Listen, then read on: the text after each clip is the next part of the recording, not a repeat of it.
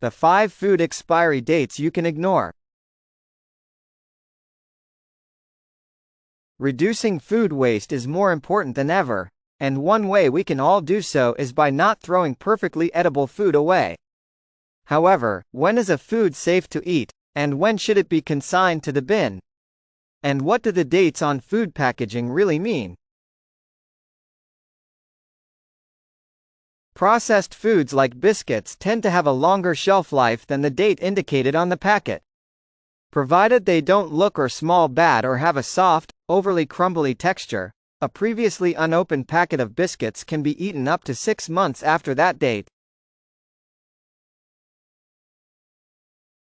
As soon as mold appears, though, it's time to get rid. While you might be tempted to simply cut the mold off, the United States Department of Agriculture, USDA, classifies bread as a porous food, which means it might be contaminated below the surface. Store your bread in sealed containers or bags, and freeze any slightly stale or excess bread for a later date. Good news if you stumble upon a forgotten about cake. Commercially made cakes that have remained in their airtight wrapping and aren't filled with fresh ingredients, think whipped cream or buttercream, can be safely consumed up to a week after the date on the packet. Boxed cake mixes, meanwhile, are still fine to use up to 5 months after the date indicated, provided they've been stored in a cool, dry place.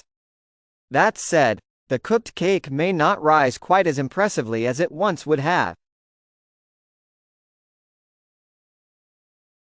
In one famous study, scientists opened a 40-year-old can of corn and found that the vegetable looked and smelled perfectly fresh, with nutrition values little changed.